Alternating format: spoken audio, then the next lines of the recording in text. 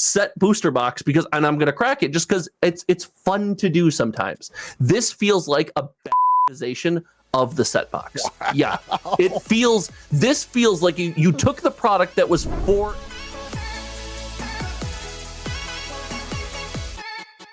Whoa, welcome back everyone to Metazoo be with you, America's #1 podcast for Magic the Gathering, Taylor Swift, and you don't have a backwards hat on. I was going to say backwards hats because George isn't here. We are, what? I got a haircut. You got a haircut. I'm joined by my friend Big Haircut, Josh from Hometown TCG, and I of course am Louis, and we usually have a third, but we fired him last week. And he's hiding from his takes from last week as well.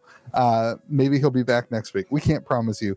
Leave a comment in the comment section if you are happy that George is gone or if you are sad that George is gone. We like to count the comments. One, we know you're telling the truth. The other, we know where you're lying. And I'd like to point out that I knew going into this episode, this was going to be a far more sophisticated podcast than usual. So in honor, I have a nice bottle of wine prepared.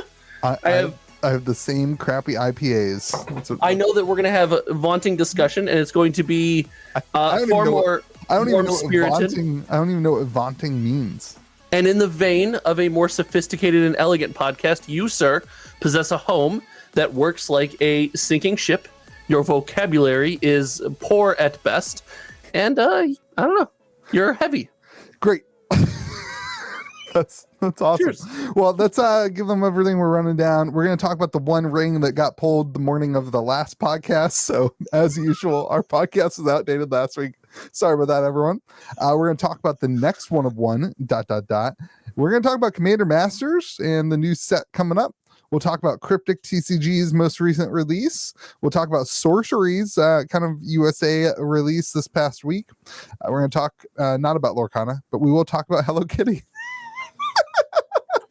Psych, George, gotcha. So yeah, dude, all right, I want to know, this is the most important conversation in the history of Magic the Gathering. For years we will be having this discussion. Comment section, you can also answer this. Where were you when you found out that the one of one ring was pulled? Hold on. You go first. You go first. I was out at breakfast, and Josh kept texting me, and I was out to breakfast with my family, not paying any attention to them because I was so enamored by the ring. And then I went to the shop and recorded a video, even though Josh had already recorded one, and I was very angry and jealous. I was #2 on Google search for all of Google search. If you typed in the One Ring MTG or one of one ring, I was #2 on all of Google search. That's impressive. Let's go. I'm impressed. Let's go. I was too. I was like, oh, is this what success feels like? Great. Now back to normal. Awesome. Your other videos have done good too. No, listen, the channel's going really well. Thank you, everyone who came over and subscribed. But I was sitting at my desk. I had just ended my Friday Morning Magic live stream, which I end by watching the introduction to the podcasts to move like viewers like, hey, now go check out this podcast. Oh, and cool. I end by watching the intro. I got off. I was like, oh, my boss is literally calling me right now. I need to go. We watched the intro. I got offline, had a meeting with my boss, got off the meeting and got a Facebook message and then made a video and put it out after doing a little bit of research. And the first comment on the video was like, I thought you had to go to work. It was someone from the podcast. That's good. Your video came out so early that I thought you had pre-recorded a video because you do things like that. That's way too much effort. I thought you had pre-recorded a video and like I thought your details were going to be just slightly off enough that like I would notice, but the average viewer wouldn't. And so I actually watched your video. Bro. And then I sent around the assets that were sent to me by a friend to everyone, like, hey, use these in your thumbnails because I already beat you to it. Yeah, love it.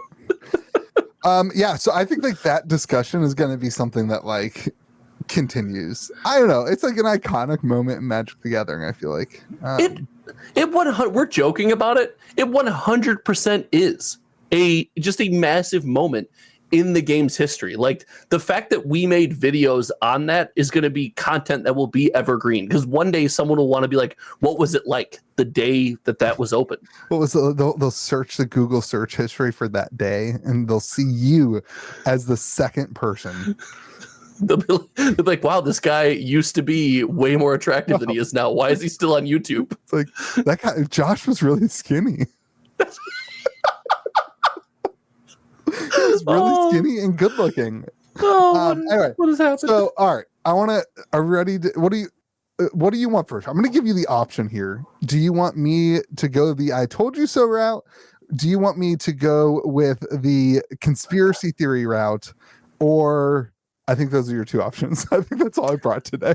I mean, I want to make sure we discuss details, because there's some fun details with the pulling of the ring that I think are when you peek a little bit behind the curtain of Oz, they're like, is it funny? But let's start with the I told you so route, because you're going one of two directions for this, and if you go one way, you're way wrong. Okay, so I told you guys that my phrase, my words, and I even characterized it, was that the hype would die with the One Ring being pulled. That was my phrase.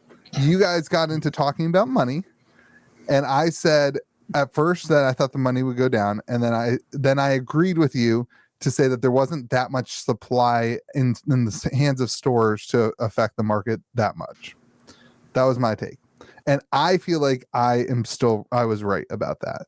We saw box prices dip down to like $350. They kind of strictly came back up. Now they are at $415, and I'm going to use the number 490. They're at $415. I just looked them up. I'm going to use the number 4. They're at $420. It's $419.91. Well, when I looked it up 10 minutes ago, it was $415. And I'm going to use the number 490, even though the number was 500 when we recorded the video on Friday. Even though that was a number, I'm going to use the number 490, which would mean that boxes are down $75, which is a 15% decrease in price from where we were last week. So I think that has that warrants to say that the One Ring being pulled has killed the hype for Magic the Gathering Lord of the Rings. Now wait, before you get into your data and numbers, I also want to say, before you get into facts, let me keep going. Since the One Ring has been pulled, we have seen almost no content being made. Like there was the initial, the One Ring was pulled. It happened. But a lot of the content creators who were making content on trying to pull the ring obviously aren't trying to pull the ring anymore. The Twitch streamers that we were talking about, all the Q, what's that guy's name? XQC. He's in your thumbnail. You got this. I don't know his name. The other guy, those teeny popper kids that are streaming and taking people's gambling money, they're not doing content on it. That's what they do. They're gambling. People were pissed that I made a video about him in my comment section. That video went really well for me too. Anyway, I did some research. Maybe not the greatest guy. I don't know. I've never met the dude. You know what I mean? Like that's why you don't comment on the person, you comment on the ring. Listen, I sell Pokemon packs to kids, so I can't really argue about the whole gambling thing. I feel like there's a line. Don't paint yourself like a drug dealer. I mean, I don't know. Hey kid, you want some Pokemon? Okay, so no content, no discussion, really. The discussion about Lord of the Rings has died a ton. And here's the kicker for me: distros have boxes this week. It's not a sizable amount of boxes. Okay, I mean, it's certainly more sizable than it was. Yes, it is greater than 0, which does seem to be the trend with every single collector box that has ever been released ever. So saying that's not true. After release, they're usually asking us to take more boxes, including collector boxes. Yeah, that's what I'm saying. They always have collector boxes after release, even in a case but they did for 2 weeks. I don't know what I'm supposed to say to get you guys in trouble with distro. I'm not a store. Listen, these are my words. They're nobody else's words. Yeah, exactly. Supposedly they didn't have boxes. My point was they were seeing the hype and they weren't releasing boxes because they are what they are. They are distributors who hold product back. That is what they do. We know that. I postulate that regardless if the ring was pulled or not, those boxes were going to be available this week. No. Like, yes, we'll never know. That's my speculation. Everyone's talking about 151 Commander Masters, and if you care about indie TCGs, Sorcery, Which you don't. That is where the attention is in the TCG market, is my opinion. Nobody's talking about Lord of the Rings anymore because the hype died. Well, that's my argument. The community would disagree. After the pulling of the One Ring, for the next 48 hours, actually, no, sorry, for the next 3 days after the pulling of the One Ring, there was more sales for Lord of the Rings collector boxes and set boxes than there were in any other 3-day period in the set's history thus far on TCG Player. Any other 3-day period, pick any 3 days that are all next to one another, there were more sales in those 3 days for those two products. And mind you, one of those products is the collector booster box. What was just the collector booster box? What was the data for just the collector booster box? No, I'm saying they each had that way. The collector booster box sold more in that next 3 days than it had in any other 3-day period. Sunday. And that was true for also the collector box. Two separate and independent truths. You mean also the set box? Yes, these both remain true. Now, the terrifying product was the gift bundle. That is, if you wanted to go with an I told you so and Wizards is scummy and gotcha, the gift bundle was the move. Holding that gift bundle back, silently signaling to the whole community, including Tolarian Community College, that on the day before put out a video and said, you're not going to get the ring out of one of these boxes you win. It's in the gift bundle. That is I think, almost verbatim quote. That was scummy. Okay. That's bad. I want to come back to that when we get into the conspiracy theory section. You've told my conspiracy. You've told it. You've hinted at it. Because I know where you're going. We've done this for too long. I'd like to clarify one thing on you. That not only was the box price less, so more sales make sense in a lot of ways. The box price was less by $150 on Friday and on Saturday. For a short amount of time, it was. On the 3 days that you're analyzing, that you're talking about. The box price did not remain at $350 for those 3 days. It was that quickly. Almost the entire day on Friday. I refreshed all day. Yes, it was not that way for Saturday and Sunday. So you had a lower box price, which does more sales. But in addition, it was the 8% cashback day for TCG Player on Friday, and 13% cashback for people who had a pro. So if you were doing 13% cashback, your $350 purchase would have been you got this. I believe in you. An extra $45. You're spending roughly after tax, I don't know, maybe $325 on a box, which is like insane. That I would buy at that price. Like I would have been buying at that price. Weird that you didn't then. Well, I was completely slammed all weekend. My personal life this week has been crazy.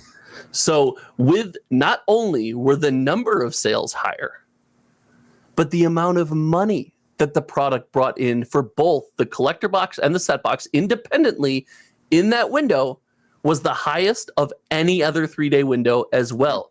Meaning that the drastic reduction in sale price that you're claiming actually happened for like a total of 11 hours still made up for all of people were excited enough to spend all of their money that much. Yeah, the box price is back up to $420. The cards are destroying formats. Commander decks are still being built. I will concede that the box price is higher than I would have anticipated it would, and the sales are more. Which is funny because someone on your comment section said you get an I told you so for the box price, and the box price is down. You can't say that the hype isn't dying when the box price is down 15%. Nobody. I can say the hype is not dead. It is post-release of a Magic the Gathering product. Of course the hype is dying. Welcome to Magic. Like that is how every single said the hype works. Wouldn't die. That was the conversation. Was the hype wouldn't die? It is not dead. It is diminished. It is post-release. Okay, that is how everything happens. I would like to clarify. The price is higher than I would have thought it would be at $415. You were $420, whatever. But the content that's being made about Lord of the Rings set, that hype is Like you're not seeing the people who weren't interested anymore. People who don't play Magic no longer care about the Lord of the Rings set. Like a couple massive streamers don't that were chasing the $2 million card. Listen, yes, it's not just streamers. Like I sold 0 boxes or packs all week in store to anybody who doesn't play Magic. If you play Magic, you're still interested in the set. If the people who were coming in who loved Pokemon and love Pokemon or other games that come in for the store, people who play Cryptic, they were buying Magic the Gathering for the first time. It had never sold them. They had never purchased Magic the Gathering, and now all of a sudden they don't care anymore because the One Ring's been pulled. That was my point. Hold on. So the hype is still alive if you like Magic. If you don't like Magic, you're saying the hype has worn off for a Magic the Gathering release. The eyeballs that were on the Lord of the Rings set are now not there. The Pokemon YouTubers who were talking about Lord of the Rings, they don't care anymore. The Lord of the Rings people, they're kind of like, yeah, okay, it was cool, but the excitement that the ring was going to be pulled was driving a ton of eyeballs and hype, and that was the point. So and that's a massive positive. I don't think those people were staying around anyway. However, did they not just freely advertise what might be the most popular set of all time? Yeah, it's still a huge win for Wizards. I totally agree. It's a huge win for all of us. How is this not the people who are spending $500 on a box? I had like 3 messages this week of people saying, "Hey, do you want to take any collector boxes in trade? I don't want to hold on to these anymore now that the ring's been pulled." Like, listen, if you are buying $500 boxes with the goal of holding on to them and then they go down in price and you know the situation, them's the breaks. Yeah, like you willingly signed up for this situation and this environment. Okay. Like, can we go to my conspiracy theory? You mean my conspiracy theory? No, don't you dare. I literally just said it. What was your conspiracy theory? I don't have to say it again. I don't think our viewers are dumb. What? Oh, why would you do this to them? Guys, I'm sorry. I don't believe that you would forget what it is. I don't remember it is. You got there. I believe in you. What's your conspiracy theory? Tell us all. We're all waiting on bated breath. My conspiracy theory. So the article I sent you, this is so apparently the ring was pulled. Which, by the way, is not content around the Magic the Gathering set, apparently. The article I sent you, which is, I don't remember who it's from, but somebody in Ontario, I think it was. It's a major news outlet, I think, in Ontario. Yeah. So apparently the ring was pulled in Ontario on Tuesday, right? That was if I'm remembering this correctly. I think so. On Tuesday. And the ring was pulled in Ontario by somebody, get this, somebody who works in a quote unquote retail store. Mm-hmm. Okay. Mm-hmm. And in it, I don't remember what they said, but my view of it was like somebody who works in a big box retail store. It wasn't like they didn't use like a friendly local community store. It was like somebody who works in a retail store. Mm-hmm. So the story goes that the guy pulls a ring, he's shaking, he gets some lawyer or something to represent him. They fly, this guy who we don't know. It doesn't say his name. It doesn't talk about him. He doesn't exist other than we know that somebody pulled the ring, and a representative from PSA flew from California to Ontario, got the card, and then flew back. And then I guess, I don't know, maybe brought the card back. I don't know what happened. But here's my conspiracy. 2 conspiracies. Number 1, this is a guy who opened retail, like you think you're, I don't know what Canada has for Walmart. It's probably something that has hockey stuff, but you have some sort of Walmart guy who gets some sort of here's my conspiracy is it was a gift bundle early that they got in shipment, gets it early, buys it from your employee, you buy it, you take it home early, opens it and pulls the one ring. So the ring was pulled out of a gift bundle. That's conspiracy. That's the one I like the conspiracy I like. Second conspiracy theory, I don't even want to say it. Say it in the microphone. Say it in the microphone. Second conspiracy, the ring was never in boxes and this is all planted.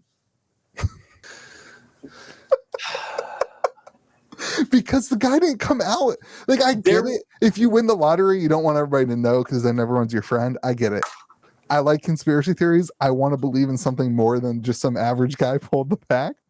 But the second theory is like listen, like, I don't know, man. PSA got it super quick. Like, so there, now we're into my conspiracy theory, which is what? I think you're pretty on a lot of what you're talking about. I can't get down the way too early gift bundle rabbit hole.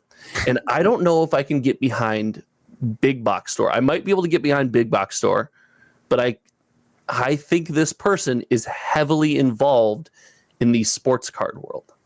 Oh. Because they knew to get I would have thought to get representation, I think, after consulting some friends, but it wouldn't have hit me right away. I believe they are familiar with what it's like when people pull these big money cards out of packs, and the grading company they used is the shockingly smartest grading company decision that you can make. And here's why. What's the best grading company for a Magic the Gathering card if you're a Magic the Gathering fan? It depends on who you talk to, but I guess BGS would probably be the common denominator. I know everyone's got their preference. I think BGS is the number one. Certainly that for vintage. Vintage Magic, you're expensive. Alpha Lotuses, yeah. I think a lot of newer cards end up at PSA, so there might be something there, but okay, I'm hearing you. Who was the biggest, let's call it, actual bounty that we knew of? David Adams Cardboard. Who specialized in sports. I believe this was a tactical move to grade a card that reaches well beyond Magic the Gathering's reach into high-end collectible sports card collectors, high-end Lord of the Rings, and they chose to go with PSA, so they were people that might have had access to early product because they are from the sports card world. And if it was planted anywhere, it was planted in the sports card world because that's where it's going to get the most bang for its buck. That's where it's going to get the most press. Then why wasn't it on film? That's my answer to that. Then, like, why isn't this some sort of, what's the breaks channel that Bro, you're bad. Backyard Breaks. Listen to them. Why is it Backyard Breaks? Listen to George? No, thanks. One time. What do you mean why? You're bad at conspiracy theories. Because this isn't a movie. You can't, like, make it all super obvious. Like, you got to have something. I know. So the PSA thing doesn't. Can we talk about how funny is it that I got a 9? Can we talk about how that doesn't matter? It doesn't matter at all. It's just funny. Like, why is it funny? Because they didn't just make one of these. Like, they made this on a whole sheet, right? And they cut the sheet, and they probably have a handful of cards. You're talking. We can't. If you're in this conspiracy theory hour, it's not fact. You can't just state it as fact. You can't just, like, make one card. It's not like it has to be printed. So, like, I guess what you're saying is it could have been one card in one sheet and they make a whole printer plate that's, different than, and next to it you have a bunch of different, Is it still done by printer plates? I'm pretty sure it's all digital now, isn't it? No, it's definitely printer plates. That's how you get the rosette patterns in the back still and all that stuff. Cool. So, like, I guess there is no obvious, no one knows this, but the most logical sense is that they have a sheet that is one of one cards. They print the sheet, they stamp it, they cut it, and then they pick the one that they like the best. And then they shred or destroy the rest of them. Let's hope that that's the way that it went. And they should have done it on Twitter because, as we know, destroying expensive cards on Twitter just goes great. Yeah. It goes flawlessly. So, like, I love that it got a 9 because, like, they could have chosen, like, the perfect card. Like, I think what a miss to just not grade this thing authentic, right? Like, why are you even giving it a number grade? That's interesting. So, okay, tell me this: wouldn't a sports card guy know that? Well, the conversation is if the guy from PSA flew out there and there was like, "Hey, I'm going to take this card from you. Do you want it graded?" Yes, I want it graded. Maybe there was no conversation of like, okay, how did he pitch all the options to him? No, dude, come on. Well, okay, so and if PSA stands to have win, to be contracts here. Like that Well, guy didn't just show up at this guy's house and be like, "Hey, do you got the card? Yeah, okay, cool. See you later." Like that's not how this went. Like No, there had to be some No, sort of he- contractual agreement. Like people were talking about like how did he afford to get it graded so fast? I was like, dude, like PSA is based probably paying you to grade this one. this is walk-in priority. Is if I called PSA, it was like, I have this card. Imagine what they do. Oh, I know. They'd fly out, grab it from me, grade it, and fly it back personally. Why? Because it's a $2 million card. And it's advertisement for them. Like PSA. Oh, it's wins. massive advertisement. and this is and like it's in their vault. It's in their certification history forever. This is one of my parts of my conspiracy theory is like I almost did a whole video on this, but I almost got a tinfoil hat and everything. It's like imagine BGS and PSA are bidding Magic for this grade. Yeah, I mean, like imagine they're like, "Hey, come on!" Like, I don't know.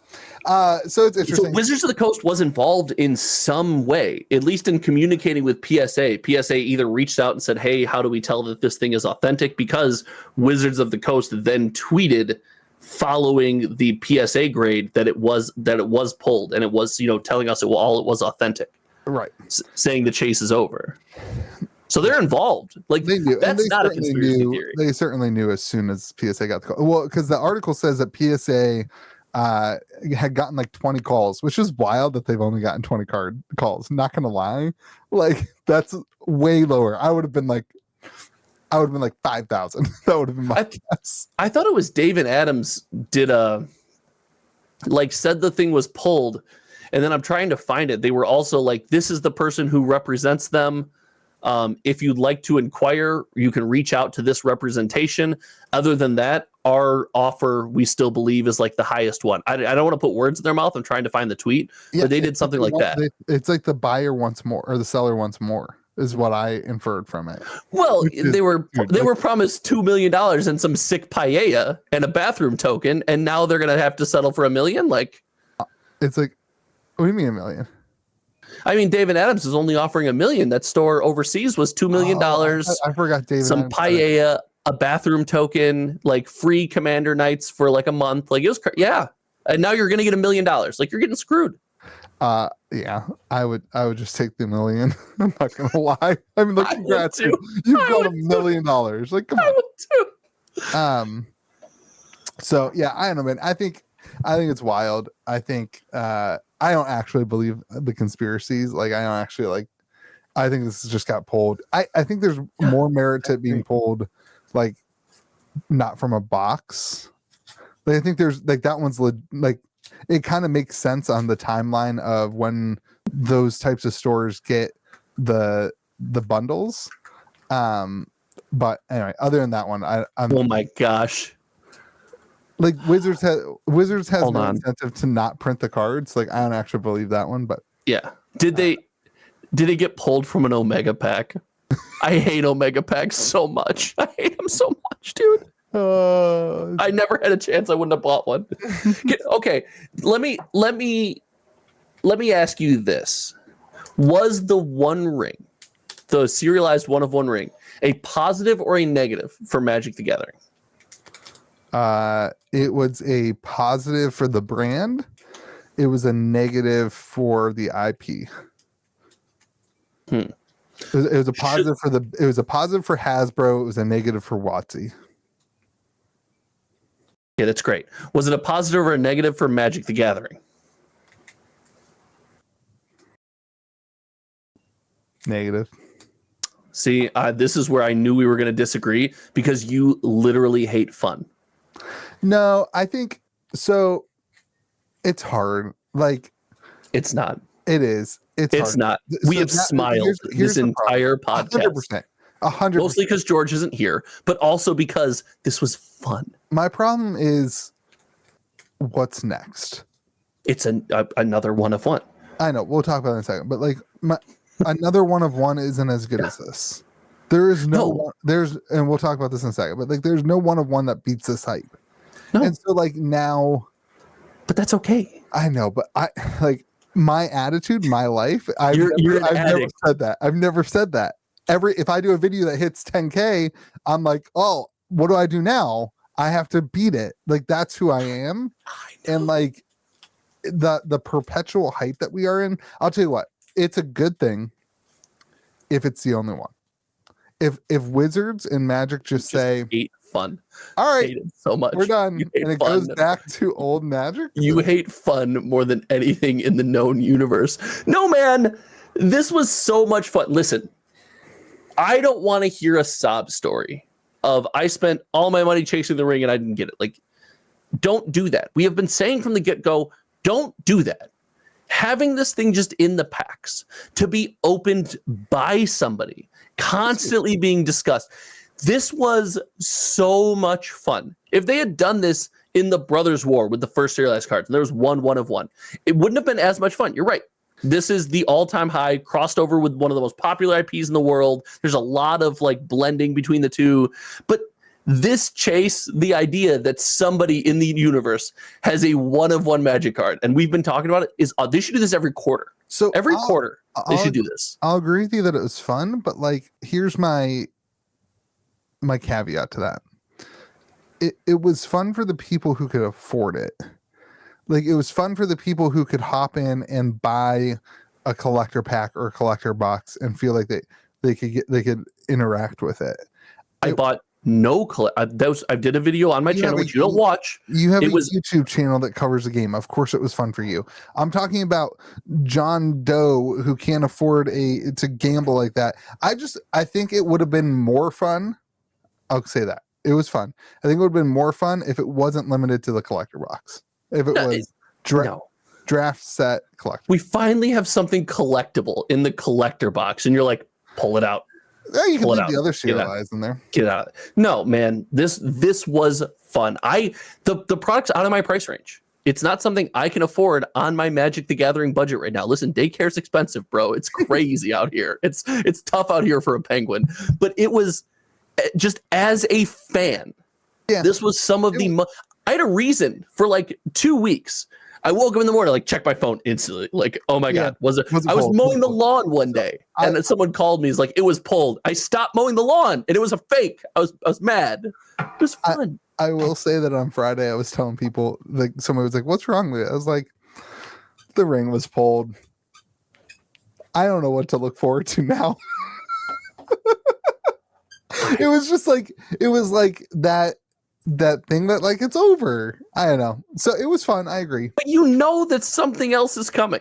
Yeah, but like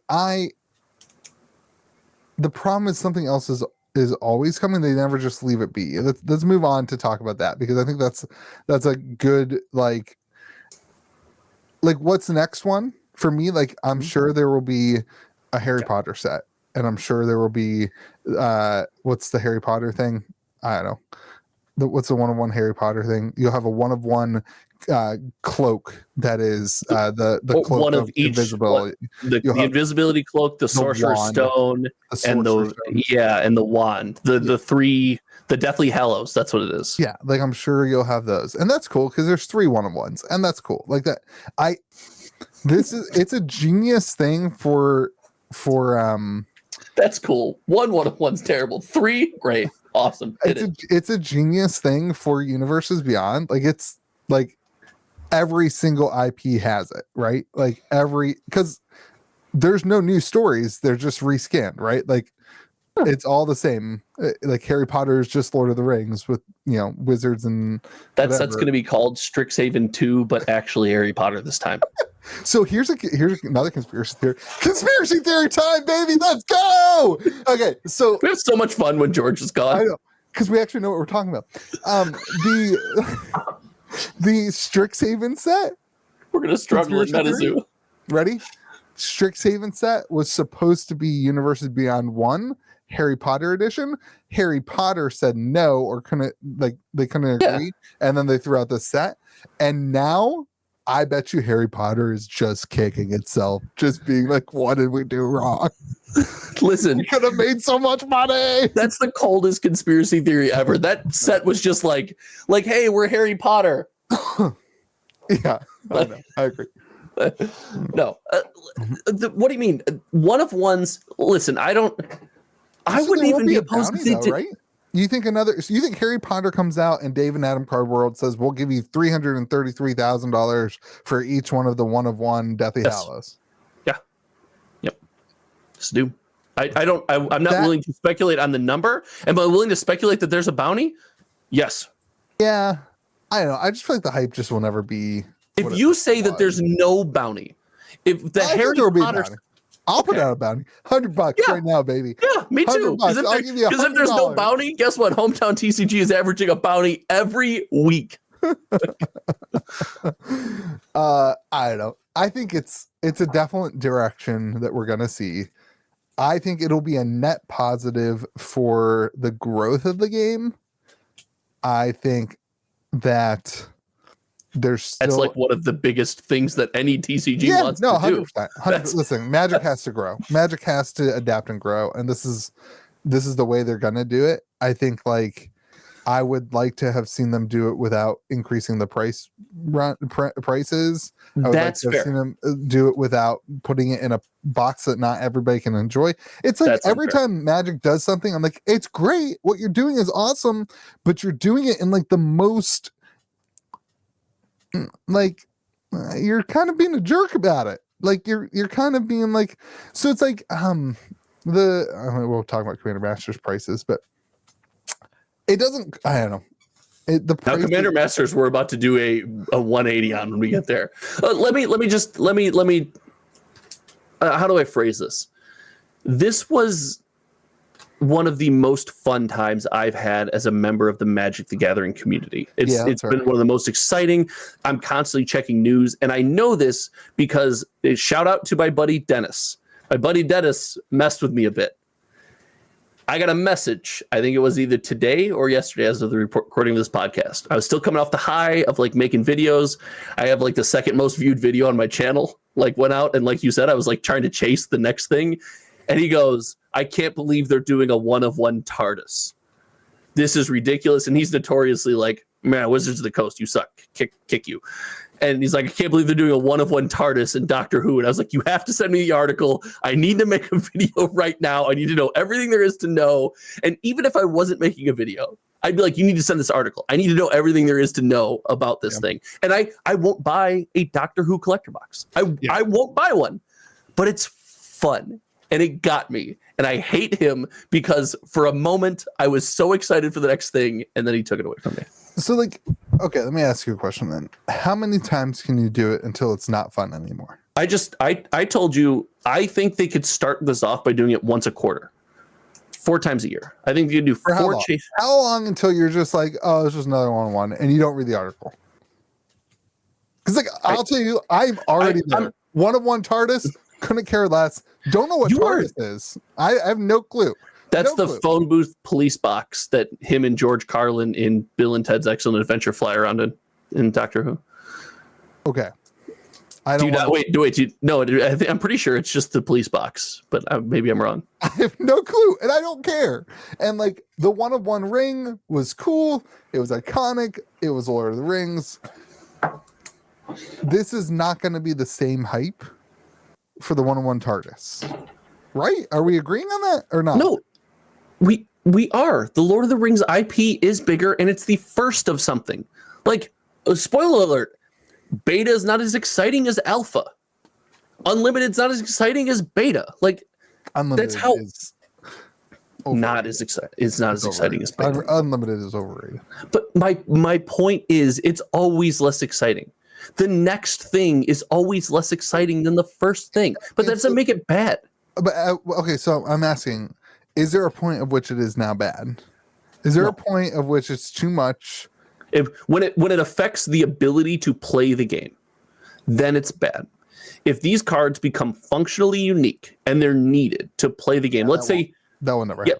Then it's fine. Because why? You give the players can still interact with the game the same way they have for 3 decades now, and we're giving something to the collectors again. We finally have a bit of harmony. Now, you have a valid point when it comes to price. That's a valid point when it comes to price and playability, right? And we'll talk about that with Commander Masters.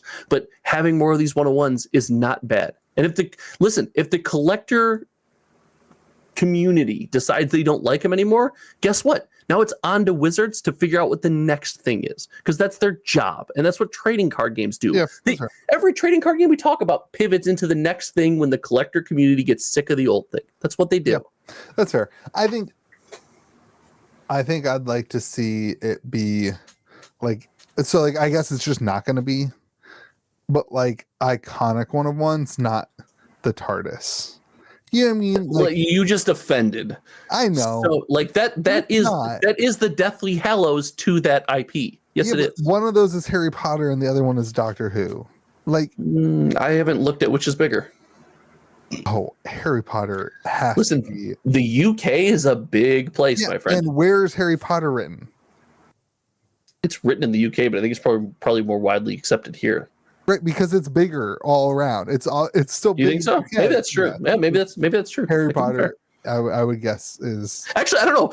Was it written in the UK? Or are we all making assumptions? Is the author Rowling was homeless in the UK when she wrote it? So you know a lot about Harry Potter. I do. I was a huge Harry Potter. You 100% would be excited for the one Deathly Hallows. Not gonna lie, I would be. We have. Oh, no, we don't. So we have a dog named Harry. We have a dog named Batman. But we had what did we name? We named something after Harry Potter at some point. Oh God, is it one of your kids? Please don't let it be one of your kids. No, I don't remember what it was. We named something after Harry Potter. It was a goldfish because it's clearly dead. Yeah, I don't remember what it was. Anyway, my God. Harry Potter's like huge. I can't wait to read Harry Potter to my kids. That was a huge part of my childhood. But I don't know, man. Like, I guess it's good for those communities, and that's a win. And it's just not for me. And that's what they were trying to tell us, right? In the fireside chat. It's like, not everything's going to be for you. You're not going to want to open Doctor Who. And like, I haven't come to terms with that, because I live in the world where like I'm all in or I'm not in. And so to not buy a set, like, I don't know, man. It's hard. It's hard for me to not be excited about that. It's like, well, dude, welcome to the rest of our world. And this is, you made a valid argument. I think we're going to transition to the conversation about Commander Masters. So this might be that time.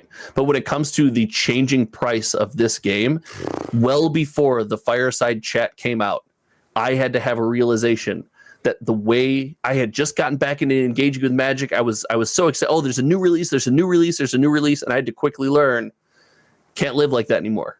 Can't do it. Can't afford to do it. Yeah. All right. So Commander Masters, do you want me to give you like an overview of product? I sent you the article from MVP channel sponsor of the podcast, MVP Sports and Games. Can we hold on? Can we say Compete Sport sponsors the podcast this week and try to trick George into sending us swag? No. Oh. I don't want him to sponsor the podcast. Once George is sponsoring the podcast, I feel like there's like a lot of things we have to do for him. I don't. Do you want to be in debt? Do you want to be in debt to George? I think we do that already. Do we not placate to him plenty? Like you want to be in debt to George? I would advise against that to anybody, to be honest. Good point. Fair.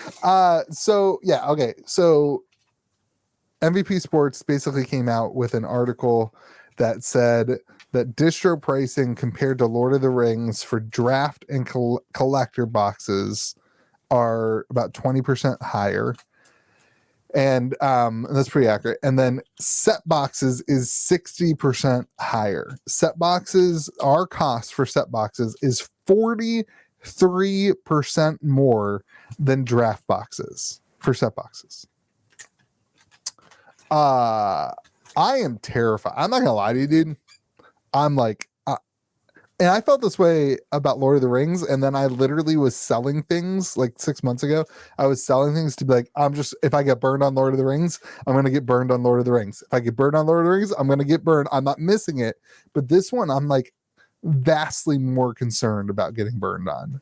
So this is where I take a pivot. I just sent you my thumbnail for my video today to kind of show you how I feel about this. I think this is a planet killer. Oh, this set. That's such a good thumbnail. Should I show everybody? Go for it. Is it going to be out? Everybody go watch Josh's video. It's out. I shoot thumbnail. Hold on. In honor of George, Louis will link it in the comment section below. No, I have other links to put in the comment section this week. Sorry. I miss him saying that every week. He got off the bandwagon a little bit. That was good. All right, that's a good thumbnail. Your local game store. I think this set, there's a group of factors when it comes to not only Commander, but this set as a whole and how it's being released that I think spell big time danger. Big danger. Danger will not. So the first one's the price. And we complained about the price of Magic product. We say, oh, but Lord of the Rings, the box, you guys were just celebrating the box being $500. Yes, but there was a draft box for around $150. That if you wanted to engage with the set, if you wanted to draft and play, you could do it at an affordable price. You could get in on $40 Commander decks. You could get, yes, we knew it's more than $100. It's more than a $90 draft box for a standard set, but for a premium product, a small uptick in price, that's fine. The cheapest product you can engage with here is a 4-pack collector booster box. It's wild. The cheapest product is the collector packs. There is no way for anyone on what would be considered a normal Magic budget or close to it to choose to engage with this product. They're missing a whole tier of community, and they're doing it in the format that is most about inclusivity, sitting down, playing Magic. My gripes with this product know no bounds. That's just my first one. Like the price here is a problem. And in addition, they're raising the supply. Yes. According to MVP Sports. Yes, 100%. So they're marketing to higher ups. Now you think, okay, maybe I get my hands on a couple bucks. I save up. I didn't engage with any Lord of the Rings. I'm going to go in on Commander Masters. Who is that person? Nobody according to the sales data. Literally nobody according to the sales data. But if you are the one, if you are the chosen one, if you are the Keanu Reeves of Commander Masters, you are going to buy a box, get cards that you need one of, and then you're definitely not buying another box. Like, that world's not happening. This set is massive. Like the numbers that we've seen, I think, what was it, Jeweled Lotus? Didn't we see like in the 800s in terms of like the number card? I know talking about the crazy foil one. Yeah. I think I'm trying to pull up, but the set is massive. It is number. It's loading. The set's massive, and that means something. Like that's number 702 for the Jeweled Lotus, right? Which like. This is the set that's going to have the most variants of like any Magic set ever, I bet.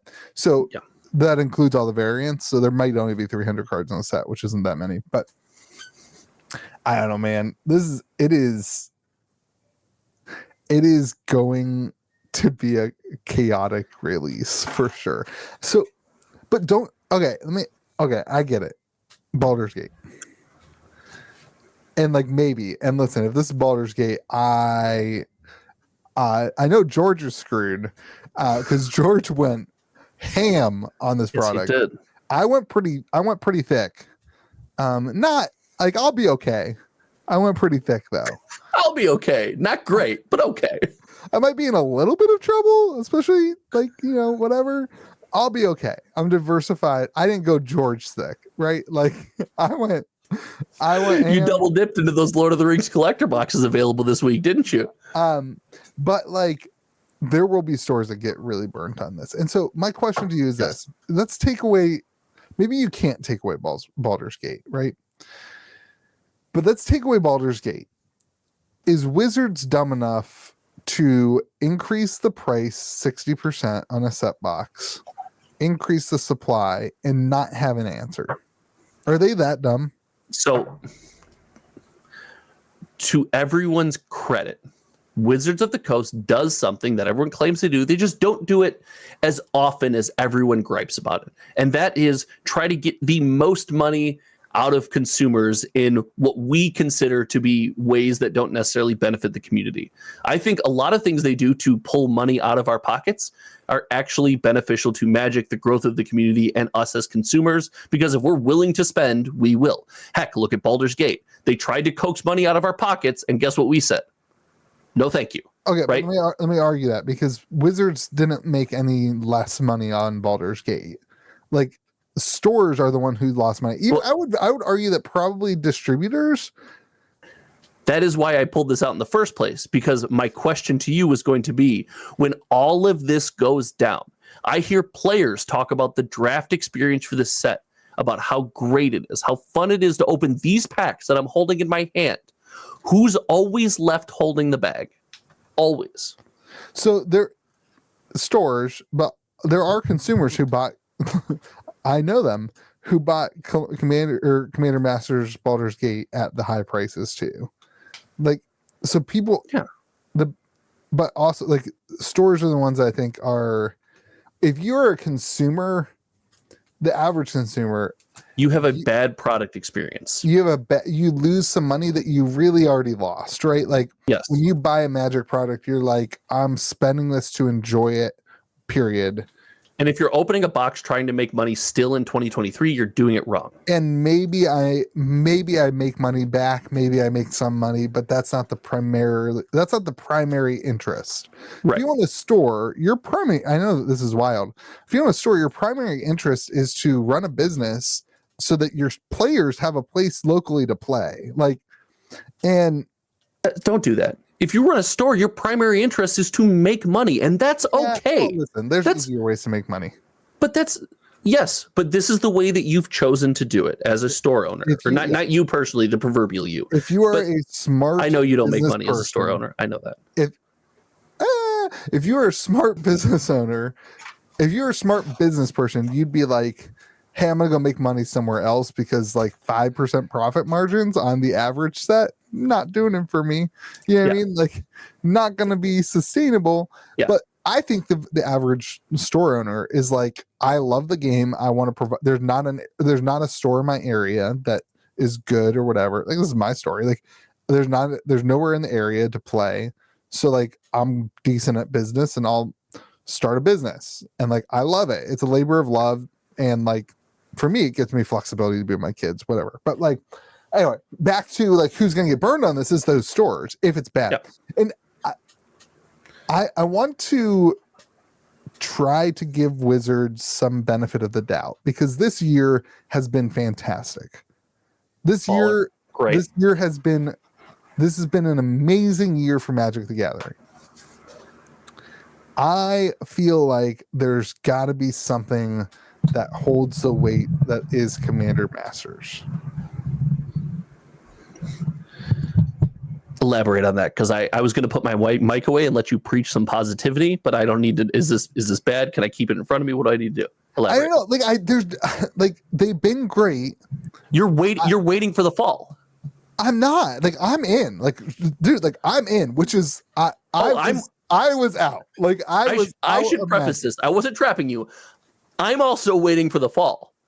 This is how trading card games work. This is how Magic has worked our whole life. It ebbs and it flows. I'm waiting for either the ebb or the flow. I don't know which. I will say this, and maybe this is just I have been pushing pre-orders in the store in general, like not just on Magic, but on other stuff. And so like, it's becoming more of our culture, but I've had more pre-orders for Commander Masters than I had for Lord of the Rings. Like, while we've been filming this, somebody pre-ordered a Commander deck locally at the store. I get notification on my phone. Sure. Like, there has been more excitement and demand and there's been nothing spoiled yet. So does that mean you think this will be a more popular set than Lord of the Rings? No, definitely not. Okay. I don't think they will print nearly as much as, maybe not. Based on the MVP Sports article, it sounds like they did. It sounds like they might. Which is just wild, because like, I don't know. Do you know what's wild? Is you had all the eyes, and God, I'm you with Commander Masters. I'm you. I'm you all the time. I'm you. Why do you choose to always feel this way? Yeah. It's horrible. You had all the eyes on their game. From outside looking in, they built up so much hype, and they did the thing that we said could not be done. People are continuing to buy the product post-release. Hasn't happened with a Magic set since I've been following sales data. Like, they still want the cards. And they're going to follow that up with a set that no one can afford and only speaks to hyper entrenched commander players, because normal commander players have migrated. They don't care about the power level of their decks. They care about building their 22nd deck, their 23rd deck, trying the new thing. They don't care about having 2 or 3 crazy powerful products. I'm sorry, I gotta stop. It makes me mad. Like, what a miss. That's the fall. The commander decks are going to be hot in this set. There's no doubt about it. Sure, the precons, yeah, the cheapest one's already $70. Yeah, there's no. Well, I mean, like. And that one won't be hot. The cheapest ones are the cheapest ones are already $70. I'm pretty sure. All right, so like that's like barely after on TCG Player, that seller is basically breaking even at like average cost at regular cost. That's the one that no one's gonna buy. We talked about these decks before. No one's buying that deck. So I disagree. So here's the thing that they're going to do. There's 10 new cards in the sets.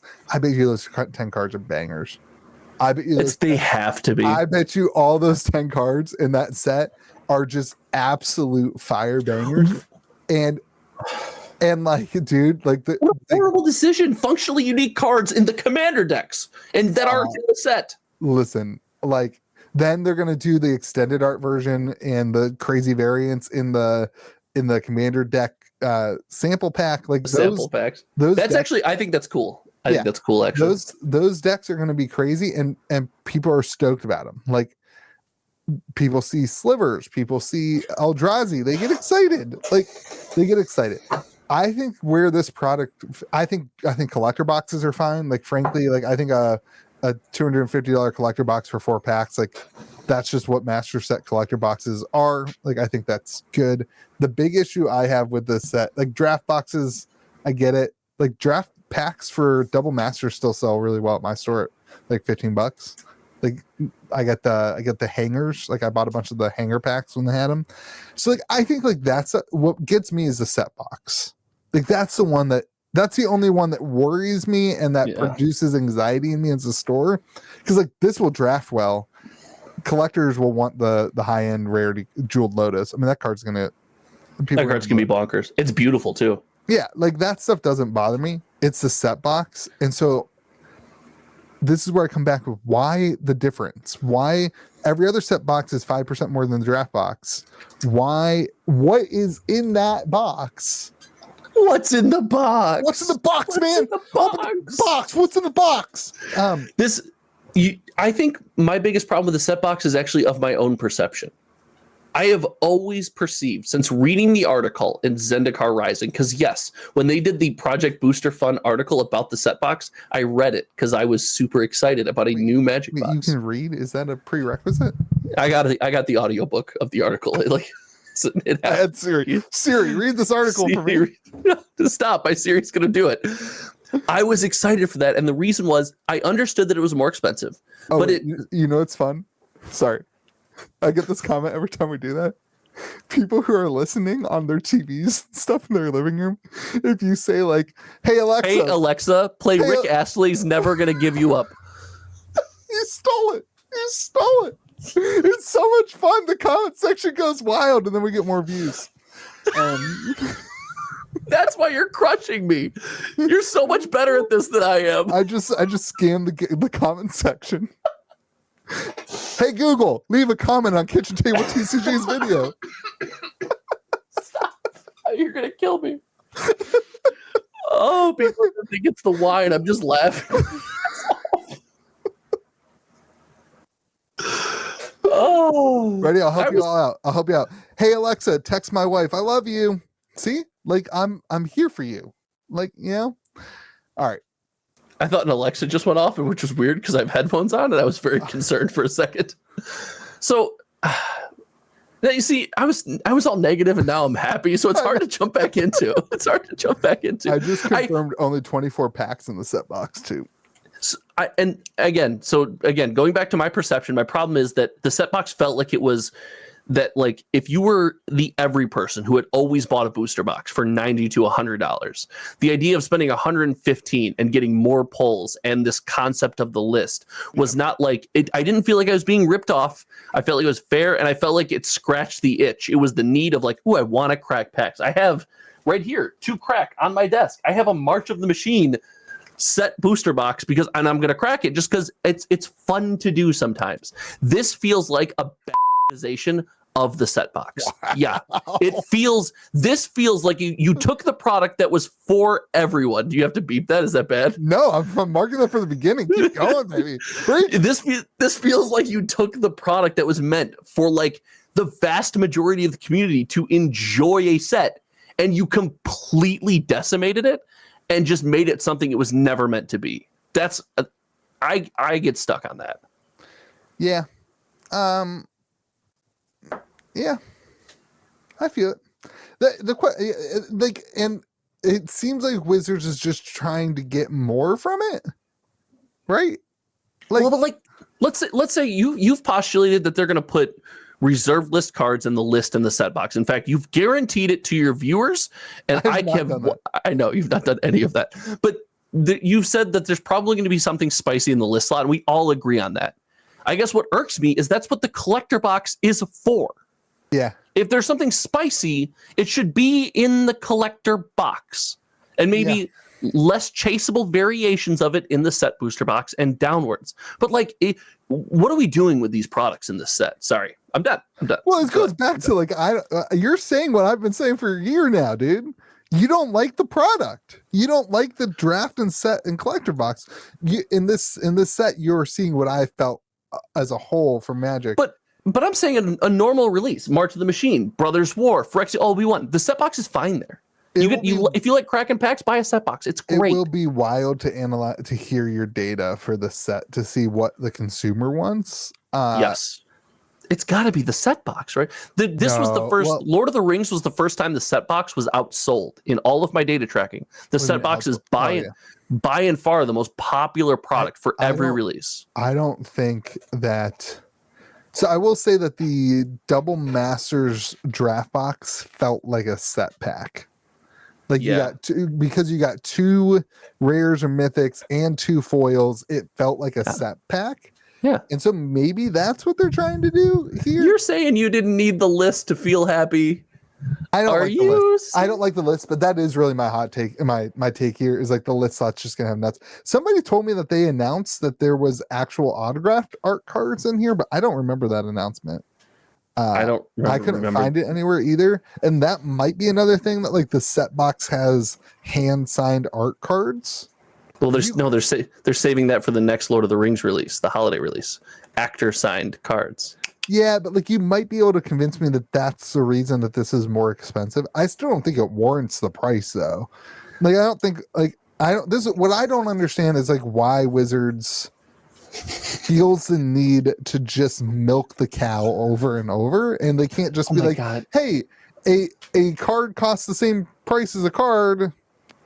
Here's some cards, and like let them like you can't have it both ways because the secret layer they just released was like 83 cents of cards and they're charging $40 for it, right? So they don't pay attention to the secondary market. If they did, that would be an 84-cent secret layer. Gosh, people probably bought them though. Well, but that just goes to show they're buying it because of the different arts and the fact that they like opening these things. They like adding their 1 copies of cards. They like adding to their commander decks. All right, so like there's got to be something. I don't know. Comment section, let us know if they've announced. You're right. There has to be. There's going to be something. And Imagine a world where there's not. Next week, we're going to be so excited about it. We're going to be like, did you see what they put in the list side? This is amazing. Who cares about the money? I still can't afford it. Subscribe to my channel. I don't make any money. Josh will be like, hey, everyone, buy my serialized cards so I can buy a set box. No.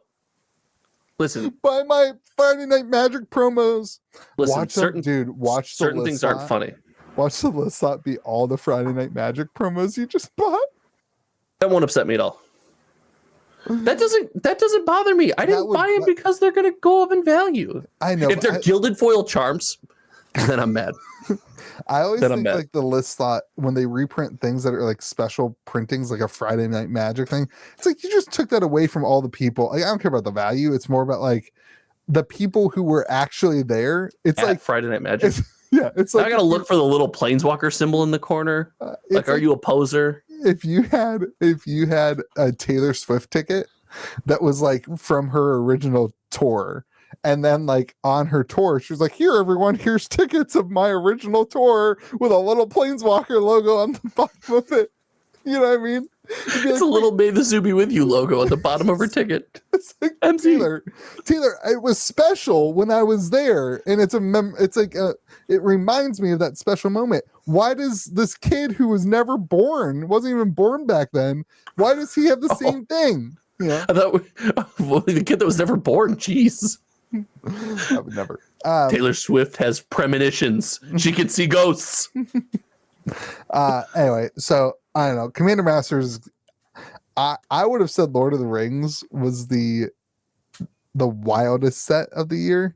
This is like, now that the pricing info is kind of public and like whatever, this is the wildest. Go back, watch the episode. I've been down on this set since it was announced. If this turns out, and listen, 99% chance it still sells well, and I look exactly how we thought I was going to look. It's going to sell well. If it doesn't, I'm the smartest guy on Magic YouTube, by far.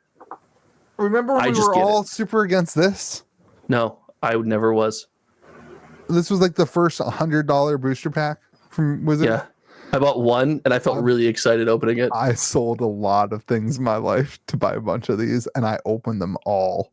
I opened like 24 boxes of this. It was like the most money. It was like the most money I ever spent on Magic. I got PayPal credit, and I had to pay it off for like 4 months.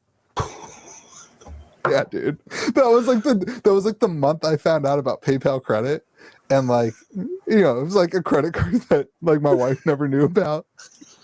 And it had whatever it was, like 30 or 90 day, like same as cash. I was like, oh, surely I can come up with some money to pay for it. I did, but like, we should not be trusted with money. No, you and God, I. no. God, I run a business now, so it's like, you know, same thing but different. All right. Because there's no money. Commander Masters, you'll either kill us or make us successful. I don't know. All right. You won't do anything to me. Maybe you'll make me the smartest guy on YouTube. You are not the only one on YouTube who is poo-pooing Commander Masters. Let me have something. Let me just have a thing. Josh, you were the only person. Thank you. You were so Thank smart. you. Let me have a thing. Let me have one thing. I get what? It releases in a month. I get one more month. That's all I get. All right, speaking of releases, it was a busy week in the indie TCG world. We had a bunch of new releases, a bunch of people getting boxes for different games, and we are going to talk about Hello Kitty in this episode. So let's talk about Cryptic release. I want to talk about some positives, and I want to talk about some negatives. Would you like to start in any way, or you want me to just kind of go for it? I think it's better if you kind of lay the foundation here. Okay, so Cryptic is a indie TCG, and not that far. Not that far. It's I don't know. Let's pretend Tanner was born in 1980. 33 years ago, Lure was born. 33 years ago, Tanner was born. Anyway, so Cryptic's on their second set. This is their third release. Release number 1 was on Kickstarter. Release number 2 was wave 2 of their Genesis box, which came through distribution about 3 months ago, something like that. And that was all from the same printer. Okay. This is Wicked Prophecy, which they are using a new American printer printed in Texas. And that's going to be important in part of this conversation. So, this is a new set, new cards, 150 new cards on Cryptic Island, and the set is fantastic. It is. We played a sealed on Saturday, and actually one of the owners came down. It was super cool. It wasn't Tanner. It was Connor. Connor came down. He does all the lore. He's like he. I guess like he got connected with Tanner somehow on Whatnot or something a long time ago in the pandemic. They started talking. Tanner had this idea. He had another idea, and like they combined it. So he's in charge of all the lore, and then Tanner does all the product design and gameplay stuff. So sets, we did a pre-release, and we did a free pre-release, and we had like about 8 to 10, I would say, of committed Cryptic players that were there. It was like everyone's on vacation, so it wasn't our typical lots of people. But we had 4 to 6 new players. So we had 14 total. I can't remember the exact, and everybody had an absolute blast. The new players loved learning a game that was easy enough to learn based on Magic, and the old players, like, the set brought a brand new mechanic. So I want to tell you from a gameplay perspective, each faction, there's 2 factions in the set. There's 2 factions, and then like it's like 2 new factions, and then every other faction got some cards. Yep. The 2 new factions both have a card that's a common, and in every pack you either get one or the other, and it's the engine for that citizen, for that faction. So one of them is like the doubloon card, and every time you I think you like get to draw cards and discard, right? So like it's the engine for the deck, and all the cards in the set and all the cards in Piscean interact with doubloon. Every time you play a doubloon, do this, and so it's an engine. So it's super cool. It's tons of fun. Everybody had a blast. The gameplay super good and super fun, and it was awesome.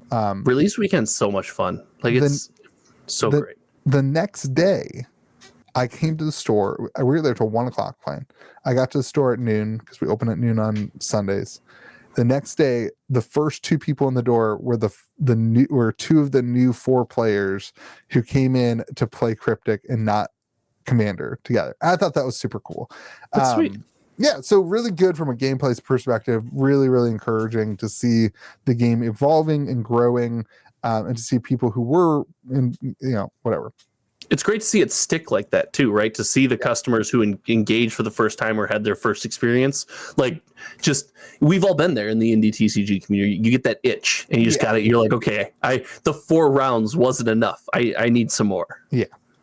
And so super cool. And then from a collector perspective, there were some really cool things too. Some definitely interesting things, and then some really cool things. We already talked about all the different cards in the set. We talked about that a couple weeks ago with the different variants of the Cryptic text cards. Turns out the gold cards that we talked about a while back that we didn't know exactly what they were in a gold riddle box that was seeded into the cases. And I think that the idea is really, really good. I think it is a really good, cool idea to have a God box. And so in this God box, there are 66 of those boxes spread amongst the print run. And every single pack has one of those riddle text, gold riddle cards in it. I think every single pack in the box. Every one of the 36 packs has a gold riddle text card in it. Wow. Which is cool. And I think, like, from a consumer perspective, like, getting a God box seems like a really, really cool win and a really cool thing.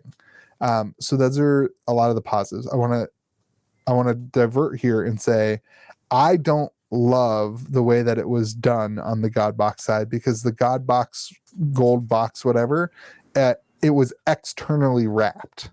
So the box it has gold riddle text all over it, which is kind of cool. It looks great on a shelf, right? Like, it looks really cool.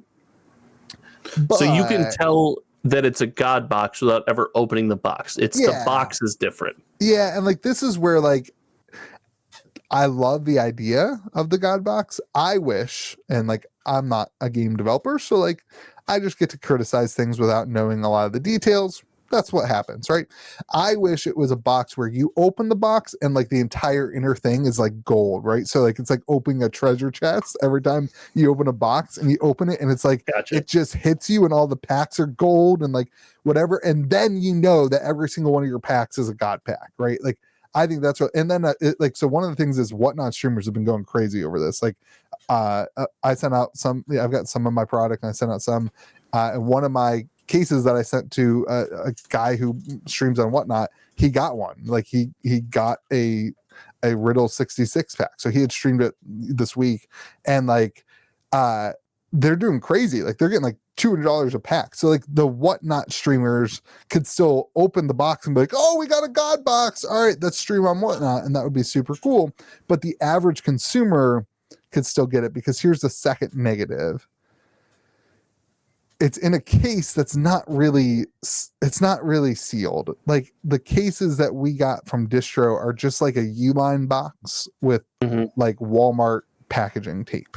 Like, it's not, a sealed case, and I think that's a miss. Like I think that's a mistake. Like if you are a consumer who bought a single box, there is literally no chance you're ever going to get a gold box, because what store is going to be like, oh, I have this gold box here, I have no obligation to send this box, I can send that box, the person ordered a box, I'll send that box to this order because I'm not going to send you my God box. And then like sketchy stores, there's really nothing preventing them from opening cases and like resealing a case if they didn't get a God box. There's probably no way to really tell if you did that because it's just a Uline box. Like right. Well, there's no way to do that. Just to be fair, we've criticized the use of stop tape before, where people are like, "Oh, this is the end all be all in the TCG space." Well, you can just go online and buy some stop tape, can't you? Sure.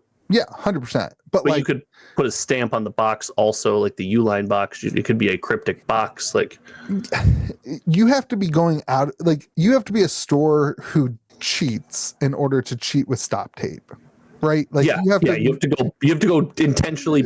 Nobody's got stop tape lying around. Yeah, like unless you're doing that, you don't have stop tape lying around, right? Yeah, and like you could also have proprietary stop. Like I mean, take the Genesis box behind you, right?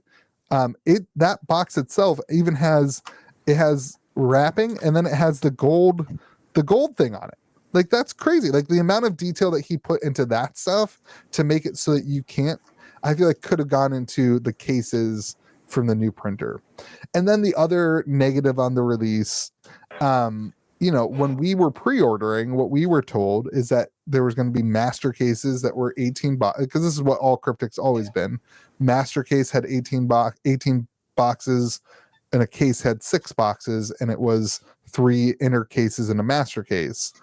And like it wasn't. When we got the boxes, it was 8 box cases. Okay. So like everybody who ordered master cases, we had to be like, hey, we're sending you 2 cases and 2 loose boxes. And like that matters if you previously had a master case scenario. And so those things I think like put a little bit of a damper on the collector market, I think, in terms of people who were like excited about it, and that kind of sucks. So let me just give a little perspective from the outside looking in, because while I'm a Cryptic fan and I enjoy the conversation and I like how Tanner does things, I like all the products that I've seen so far. But I don't avidly play Cryptic. That's not something I engage with week to week. I frankly have no time for anything else right now. Mm-hmm. I gotta say, a lot of what you brought up there, let's say the master case issue, right? The stop tape in the boxes so people can like go dig through and find your God boxes. Those things to me would be like, I feel like we're being nitpicky. Again, outside looking in. The crux issue that I can't get over, and I was frankly shocked to hear about, was the fact that high-end God boxes were, you could tell from the outside. Yeah. That to me will, in my opinion, cause nothing but trouble. Mm-hmm. There is only opportunity for people to feel bad when stuff like that happens, for people to feel cheated. I don't like that move one bit. Yeah. I think it would have been much better if it was just in the pack, like that. And listen, everyone's gonna get like, oh, if you lined the inside with gold, well then I could get this box, I could push down and I could see, and then I could sell. Sure. Right. But we're adding layers to this, right? If you can see it from the outside of that wrapping, I can tell you firsthand. Right. That's the box I would put on my shelf, and that's the box I would show off, which is probably why it was made the way it was.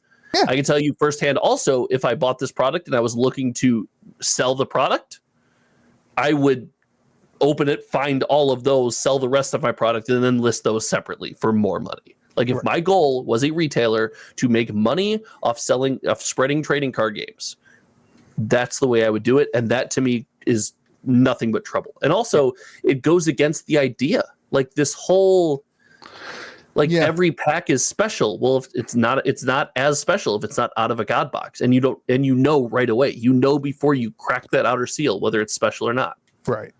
And I think that it rewards whatnot streamers and whatever because like they can sell it beforehand and like only if they get the box though. right.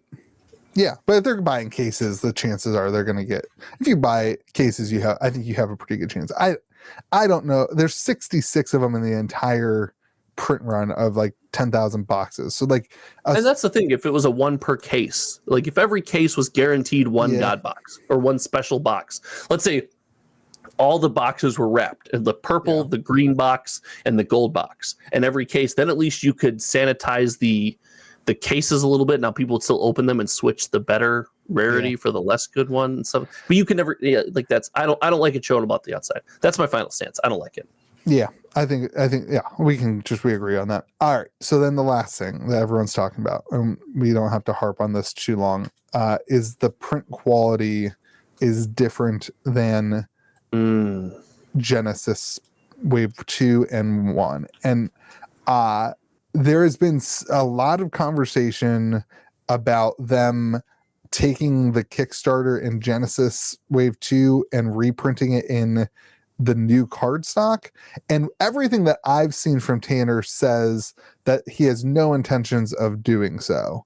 That like the cardstock in Wave 2 and Kickstarter is similar enough that it won't affect the gameplay.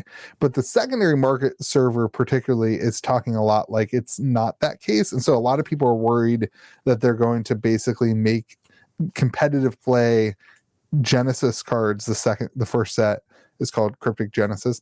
They're going to make those cards not playable. And like that would be horrible. Like, listen, is it thickness? So the Wicked Prophecy cards are thick. That's why the boxes are increased in size. I don't have any here, but they are considerably thicker. Now, I personally can't tell when I put them in a deck. And I don't fully understand. Like the conversation is because you put the cards out on the 66 on your 11-year row, people can know what cards if they mark their cards. If it's like the same thing as marking cards. I play a lot of Cryptic. I don't fully know how to abuse that. Like I was trying to think about it. I was like, okay, so I know what that card is in my 11-year row. My opponent's still going to choose to attack it or not. I guess I know if I'm going to block that card or not. Like there's probably there's a massive advantage there. And listen, if there's any question, now the good thing is, if you have to be Yu Watanabe levels of marking your cards to understand what's going on, then the cryptic community is probably safe. There's not much concern there. But if it is at all noticeable and it affects the casual gameplay experience, or like anytime you sit down at a table, you're able to tell, now that's a problem. Yeah. Right. So that one, I want to wait to see how that one plays out because I don't have any experience seeing that, but it all depends on how marked it really is. Are we talking magic foils where the one stands up like the bridge and the other one lays flat? Like what are we talking? That's how I think it is. And like, I don't want to downplay the situation. I want to say that I hope that Wicked Prophecy sees the change in cards if they need that, not the original set that like was the original supporter. Like it just seems weird if they were to go back. I don't know. I think you go backwards and you replace the new cards over the old cards, in my opinion. If I can see that needing to do that. It's wild though. Like the cards look really, really good. Like the print, the physical print looks so much nicer than Wave 2, but I'm not a fan of the card stock. Like it doesn't have a core. Like I did the Ben test. Like it doesn't. Right. It doesn't. I just not like I'm not as a TCG collector and player. It's not a TCG card in my opinion. As a enthusiast, dang it, I miss it. As a TCG enthusiast, the cards are different, and like there's a reason that every card game has a inner core paper that bends and flicks right and like whatever. Like this feels different to me. So I don't know. I think like if the same printer can use the paper from the other printers somehow, I think that would be a win. But anyway. To me, listen, I'm excited to see how that plays out. My big issue would be with the outer box. That's, in my opinion, I can't imagine what it takes to create a trading card game. That's a skill I don't have and a skill I admire in people. Yeah. I say that, it feels weird to criticize these games when deep down you just admire people that are brave enough to do that and have the creativity and the ability to do this. But, such is the chair I choose to sit in. So that's the big issue for me, and I would hope to see that changed in the future. Yeah. Anyway, really excited to see how it plays out in the store, and people are really excited locally. And do you know why they'll have a chance to change that in the future, Louis? Why? Because there'll be another set this year. Yeah. Moving on. All right, let's talk about Sorcery release. That was a goat transition. It was. That was amazing. It's just it's a shame that George ran away this week and couldn't be here to have this conversation. George didn't run away this week. He was banned for talking bad about Tay-Tay. Oh yeah, I forgot. We were defending Tay-Tay. Banned. Again. Wild. Okay, I want to say everything that I got right about Magic, I got completely wrong about Sorcery. I thought boxes were going to go down on release. I said multiple times I thought they were going to go down to 250. I was planning on buying boxes at 250. Pull up TCG player prices while you talk about what you got right about Magic again, just while you're doing this. I got right. Boxes are down 15% for collector boxes. Just want to pull up the price for us while you talk about it. Just help us out. What are they at right now? It's 420. 420. I'm throwing you off your game. Go ahead. Okay. I liked your monologue. You're doing great, kid. Boxes of Sorcery are going up in price right now. Everyone's getting their boxes. And that's a good thing. So there's some caveats to this for sure. But the idea that there was too many boxes printed and everything was going to crater to zero when everybody got their boxes that was presented on this podcast by some individuals seems to have been deflated and defeated by the reality, which is that the box is incredibly fun to open. The cards are beautiful and people are really engaging with the product in a meaningful way as they receive their boxes. And I can say, as somebody who has been, I started the single store, gamegrove.gg. Go ahead. Oh, he's not here to comment. I started the single store and I have had a ton of different sides. I've had people who are buying singles it's obvious that they're just buying the uniques and the elites that they need to finish their binder because it is hard to pull the cards. And then there's people who are buying the ordinaries and exceptionals in the quantities you can put in decks, and they are building decks. I assume they're building decks to play. And so it's been really interesting to see people engaging with the singles market. And they are using, a lot of people are reaching out to me particularly to trade foils to complete their non-foil sets because of how difficult it is to complete the non-foil set. So it's been really, what? Nothing. Go ahead. It's been really interesting to see all that play out. It's cool. It's fun. It's been, dude, I've been up till like 2 a.m. every night opening boxes. I've been on the phone with you. So freaking addicting. Like, you open the pack and you're just like, oh. And then this is genius. Absolute genius. The Curio cards, you have to look at every single card when you're opening boxes. Such a whale. You're such a whale. You open boxes. You don't even look at the cards anymore. I have to. You're such a whale. I have to. Like, for Magic, I'm like, rare. I don't even think about the commons. It's a whale trap. It's just a way you're caught in a whale trap, man. For Magic, when I'm opening product, I don't even put the foils anywhere. I'll throw a common and uncommon foil in the bulk bin. So there is something to that. I just cleaned my office, or sorry, the hometown TCG studios. Yes. And I was just putting foil Magic cards in 500 count BCW or whatever that is, that company, the big white giant. It's just all of them in there. Why? Because they overdo foils. Now you can also underdo foils. Yeah. You can do both, right? But you'll find no arguments up from this side of the table that Magic overdoes foils. But then they have the Curio cards, which are just they're in the ordinary slot. That's the coolest card. I like the foils better, but well, actually, that's a lie. So nobody knows what they are because the company is. That's why. This is the coolest thing about indie TCGs. When you open a box, you go to a social media forum or page or fan page, and you go, "What the hell is this? Yeah, and what did I just open?" And sometimes people tell you that's crazy special. Sometimes people tell you it's just common dude. Calm down. Yeah, like that's cool. So like not only the front of the card, but it's in every, I don't know, probably every box you get 3 or 4 of the sorcerer, and the sorcerer is like the basic avatar, right? It has like no real abilities, like whatever. It's just like the basic avatar. Well, somebody posted that they got a sorcerer, and on the back it says Gridlord instead of sorcery, because originally at some point the name of the game was supposed to be Gridlord, so they had like a logo, and like one of the Curio cards is the sorcerer, but on the back it's Gridlord instead of sorcery. Good move changing the name.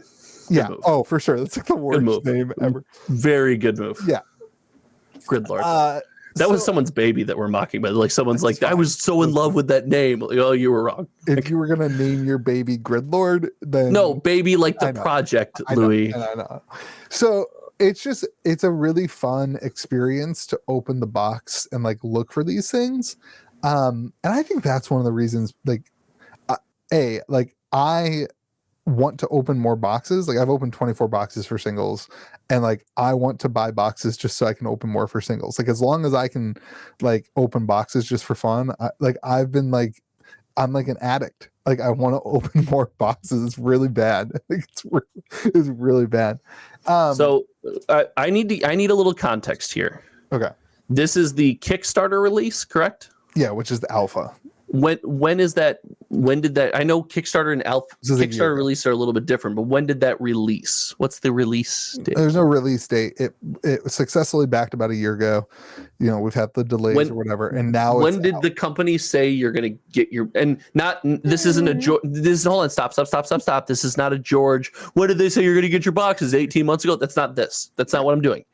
I'm curious because if we are close to the moment where the vast majority of the community has gotten their product, I expect this hype.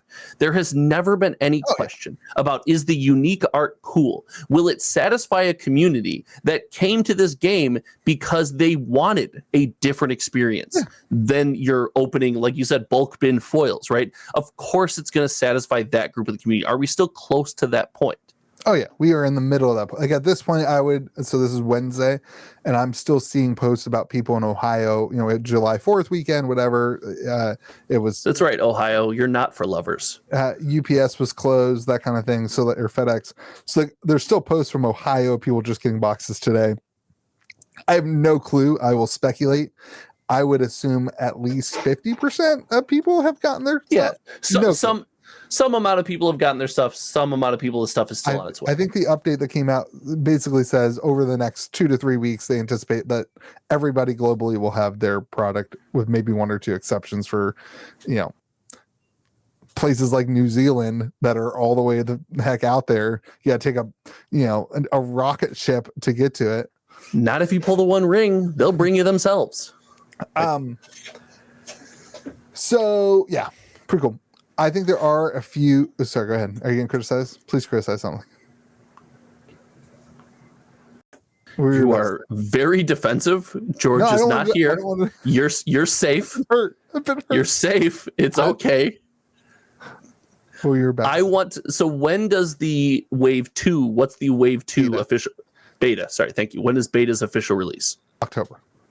So I am more interested in how at gamegrove.gg. Spoiler alert, you won't, because you'll pre-order at my store that I don't have. Gamegrove.gg. It's also yeah, you will. Gamegrove.gg is GOAT, as long as the GOAT is not something good. I am worried about this product, not now, not when the release is hyped. I'm worried about it 2 months from now. Yeah. I'm worried about it 5 months from now. I'm worried about it 7 months from now. I'm worried about it. We have been in places where you spent the entire first half of this podcast telling me that the hype was dead Nobody's making content on the biggest thing in the universe. Well, the third Tuesday in November, when it's rainy and the boxes have been opened and you kind of got what you got. Can we go like, let's go January or February? Like October, people are still going to be getting beta. They'll probably be playing the game. People should not be getting their beta if it comes out in October and it's November. Right, don't Metazoo this release. Get the product. Okay. Do you want to talk about November? Why people will be excited? Why I think people will be excited in November? Because that one's easy. So, let's say 5 months post-release, okay, 7 months post-release. This is those are the times that I grow concerned about sorcery as somebody who's been in the TCG space for a long time. So everything you're saying, like, you come into this podcast when we talk about sorcery and you're like, ooh, I got him. It's the best. I didn't say I got you. I said nobody's I was wrong. Fighting you. I said I was wrong. Nobody has fought you about any of this. That's not true. I don't think you haven't fought me. Okay, well, he's not here again. He's not here. He can't hurt you. He's not here. You'll be okay. Nobody currently on this podcast has fought you over any of this. This is performing, in my opinion, as expected. It was backed by a massive number of people. Sure. It was touched by the gold hand of one of the TCG space's best content creators. Sure. Like, and by the way, I mean me. I talked about it. So here you go, Sorcery. Pre-con decks that you got it. There you go. You got it. But I'm worried about the long term. I think that is a problem that's not solved. And your argument of, well, people need to collect, that I believe that dies. That dies with time. So I agree with you. I think the most pressing thing for their studio, Eric's Curiosa Games, for Eric and Simon to figure out, the most important, and their team to figure out, is how to handle the release schedule. Because I agree that one release a year will not keep people engaged long enough and in a meaningful enough way, and it will certainly be hard for stores. I think that is the biggest thing that they can work on. Now, I'm stopping you there. There has been no word otherwise at this point. The officially stated plan is one release a year. Is that not? They have come out that there is something in the works with Ed Beard Jr. The secret layer. Some sort of supplement. We don't know what it is. We have no clue what it is. That secret could be a 5-card set that is just Ed Beard Jr. I think that's his name. I'm not. I know what you're talking about. Yeah, that could be a 5-card set. It could be a 60-card set. It could be 100. We don't know what that is, but we know that they are working on something, which is that is a step forward. Well, I think that the biggest issue for sorcery in this realm, when we are talking about this, the biggest issue is the artwork has to be amazing, because that's their thing, right? Their shtick, right? What makes them different. They are a game that's a lot of fun to play. There's a lot of games that are a lot of fun to play, right? Yep. Their shtick is the artwork is beautiful, hand done, carefully crafted. They have all these curio cards that are carefully, like, the curio cards are basically different, like artwork of the same card from a different timeline of that piece of artwork. Some of them are kind of like memes. They're like inside jokes or inside facts or little histrionics of the product, which is amazing. So there's a card called Mirror Realm, which is like Earth, and then on top of it is like basically a mirror of Earth.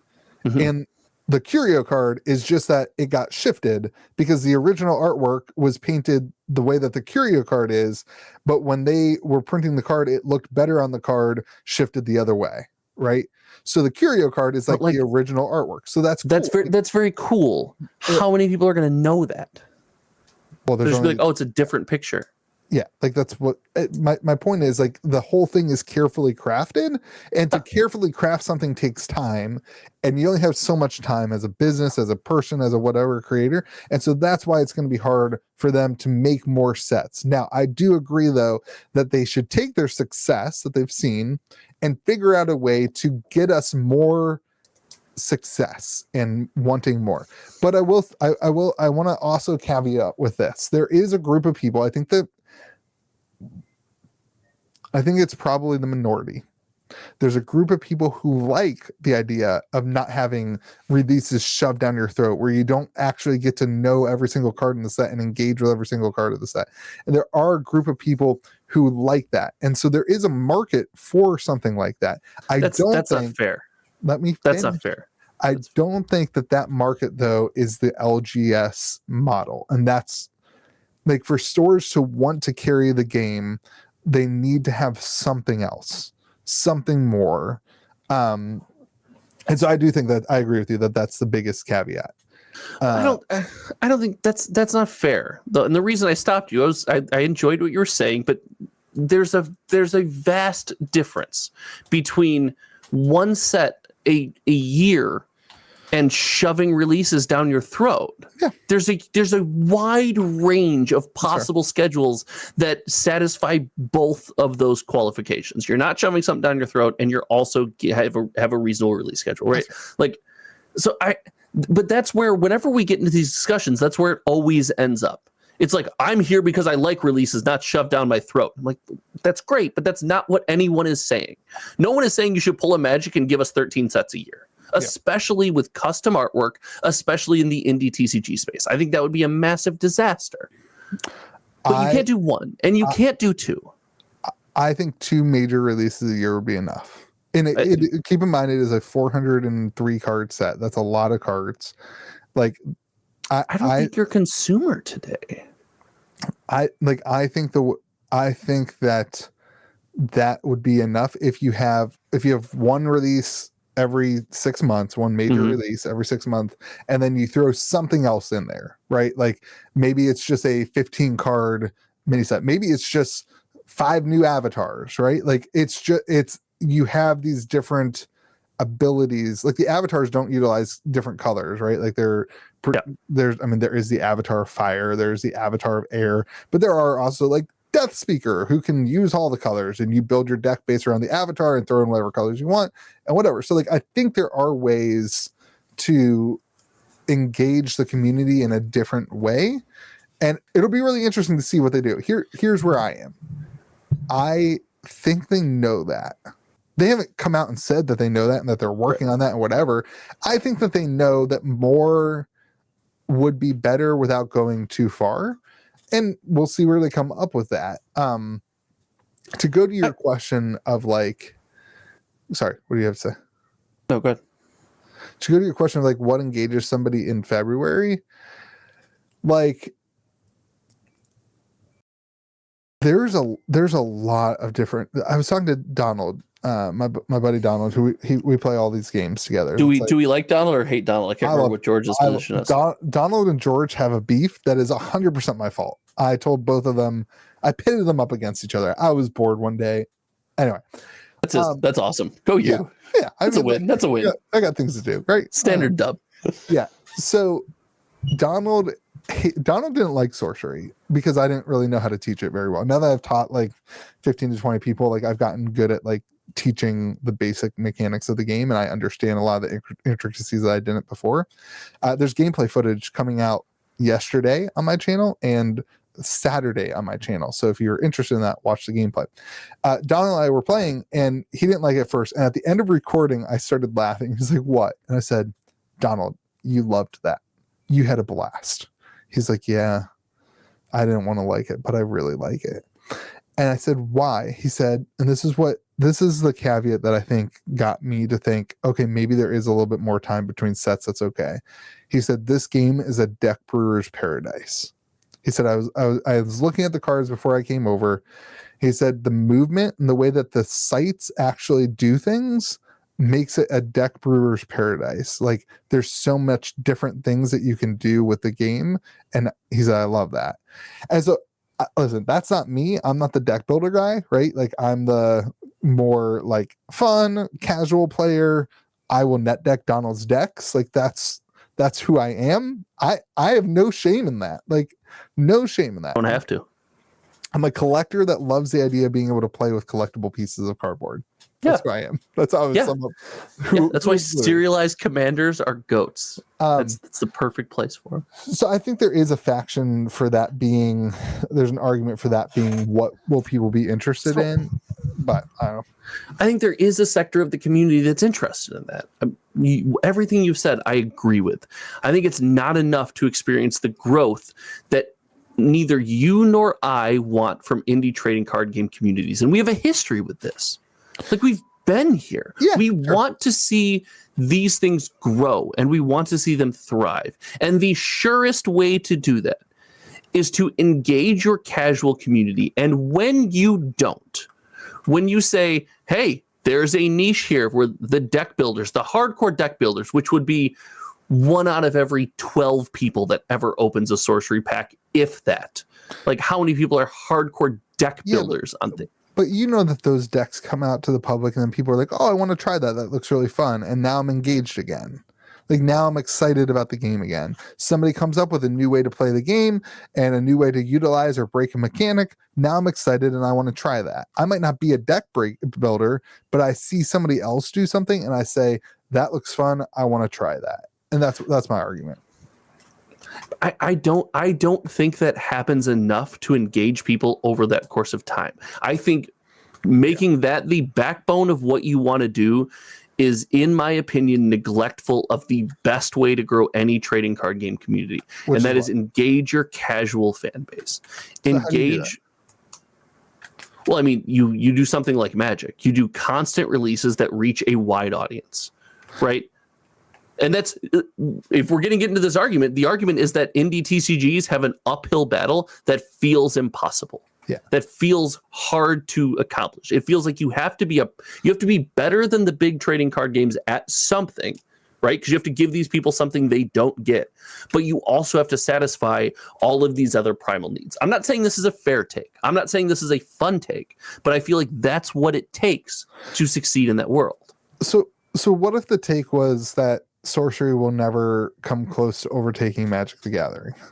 Well, and that wasn't the goal. What if that was the what if that attitude that seems to be the indie TCG attitude didn't exist? I don't think there's a path for that. I don't think what I outlined gets you there. I think this is just to be an accepted trading card game that people play, because otherwise what you're going to find is they will get everything they want somewhere else. I mean, frankly, you're not going to get the beauty of this game anywhere else. Playing with pieces of artwork like this. But I have no clue if this is true. I will speculate, because that's what we do here on this podcast. I will speculate that Eric spent more money on artwork than Magic did on, maybe not Lord of the Rings, but like the average Magic set. Like, on the art for the set, or like the whole production of the set? No, the art for the set. I'm talking about the artwork for the set. Okay, I was like, yeah, like I would speculate that like the amount of money that is put into making the game look like it matters. Like when you're like a common, you're holding a card and you're like, somebody loved this card, right? Like they cared about it enough to do this and that. Like, I think that's something that there is a market for. I don't know if that market's 15,000 players or 8,000 players or 100,000 players. I have no clue. And that's what concerns me, is the state, what it seems like from my understanding of the trading card game universe, which again is rudimentary, and I don't know what any of this takes. So it's weird here to sit here and criticize it, because I don't have that in me. I couldn't do what the people at Sorcery have already done and are going to do in the future. I'm not capable of that. I don't have that in me. But the question is, how far can that thing, the idea of I'm picking up this card and I feel such a way about it that not only am I going to love it now, I'm going to love it in the future, and I'm going to re-engage with this company no matter how long it's been again. My belief is that doesn't take you far enough to have staying power, and then your words, not your words about the set, but to use a phrase you use, the back door becomes larger than the front door. Sure. Yeah. Like, I mean, that's a valid concern, 100%. I think that what I feel like I have already verbalized is what is success for Sorcery is like, it has to continue to grow. but like it doesn't have to, like I don't see success for sorcery as like it is one. I don't even think it comes into consideration as the top 3 TCGs of all time, and we're fighting fine. for the top 4. Like I don't see that world being necessary for sorcery. Like I think sorcery can exist as a, and maybe this is like the answer for all indie TCGs, frankly, is like don't overproduce, grow your company small, and be okay with 3,000 players and knowing that you have 3,000 players or 300 players, and work on making it 400. But the question is, on the backside of that, do you have the capability of employing yourself and everybody else to make it worth doing it? Like, I don't know. We both agree that it has to grow. The conversation, and I should have stated that you did a great job. I should have stated from the start, I don't think it has to come near the big 3 or the big 2. That's ridiculous. That expecting that from an indie trading card game is unfair, and I think you're going into that take with malice. Like if someone's making that take, I think you're making that take out of malice, in my opinion. I would argue that, and as an indie trading card game, you have to continue to grow. That means you have very small margin for error, because your community is smaller, and you don't have another release in 3 weeks like Magic. So when you screw up and print Magic 30 and the whole community hates you, you don't have something to come by and cover up the stink in 7 days, right? When you lose one content creator, you lose a huge section of your 100%. When you lose one segment of the community, you lose a huge aspect of your community. That is a thing that. So all these different niche pockets, my concern is like, how long does it hold that given niche? Yeah, that's fair. I think one of the things that you're going to start hearing in sorcery is the game is too expensive to play, and that will make it not viable because listen, dude, like I opened 24 boxes. I still don't have all the uniques. Well, I mean, it's good. It doesn't target sorcery. Didn't they either came out, or it's just something we've talked about on this podcast. They're not like targeting the high-end competitive players that are required to have all the cards. So at least that's good.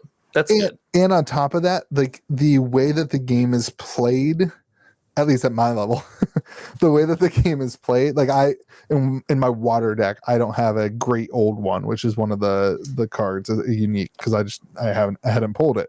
I just pulled one the other day, but and I played the game, and it's still super fun to play without that one card. And it's like it's a unique, so you can only put one of it in your deck anyway. So it can't be the efficiency of your deck building anyway. So that system is cool. Like the rarer the card, the harder it is, or to put in your deck. Like that's neat, especially for like the casual play. You opened on your stream, and I asked you for it, and you wouldn't give me a price. That sounds like me. I want those sharks. I want the double-sided foil sharks. Oh, the foil. I'm not selling any foils. The double-sided foil sharks. Someone in the sorcery community, how much are the double-sided foil sharks? I saw the sharks. I want the sharks. They're beautiful. It's a beautiful card. I could talk about sorcery all day. I only want to talk about it. But the only thing I also want to say is that the team is doing a really good job at creating content on the YouTube channel. And I think that's a whole nother avenue that can help keep people engaged. And that I think other indie TCGs really need to be looking at and saying, oh, this is, you can't just rely on content being what? Are you going to say an indie TCG should respect its content creators? No. Hot take. No, that's not what I was going to say at all. Oh, okay. I'm saying that you, as an indie TCG, you cannot just expect other people to make your content for you. You have to set the bar for what content looks like for your game from a content perspective.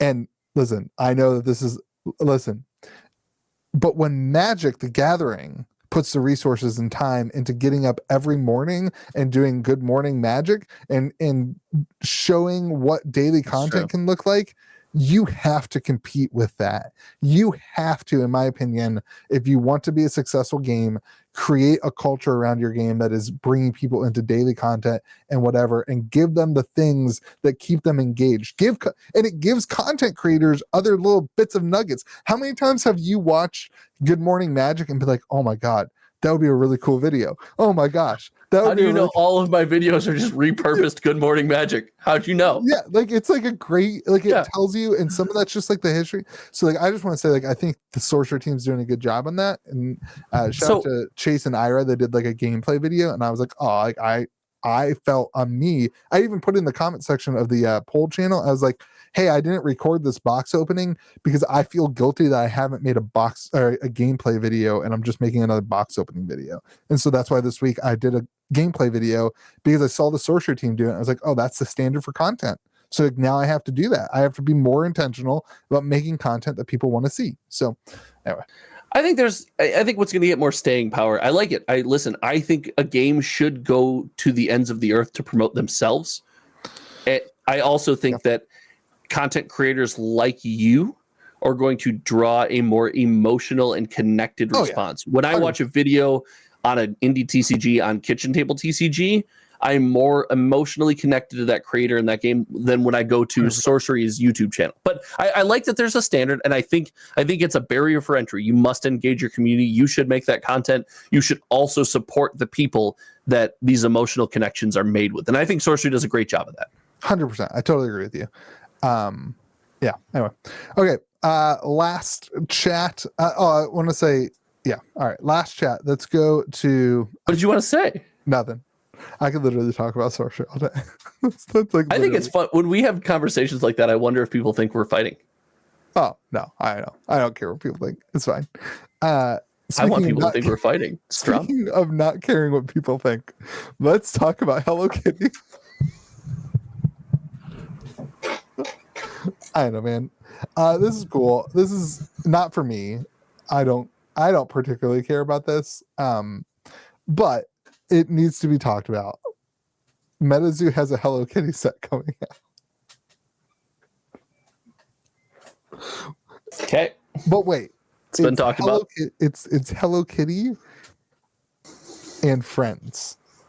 Ooh, I want to know, Josh. Hello Kitty is apparently the #2 IP in the world. That's what somebody told me. I don't think that's true. I guess maybe Japan likes Hello Kitty a ton, and there's like a lot of people. Well, then let's compare it against something equal. How close do you think this gets to Lord of the Rings? God, hey, it's the #2 IP in the world. I have no clue. Yes, you do. Yes, you do. How it compares? I have no clue how it compares. Apparently, Lord of the Rings must be #1 then.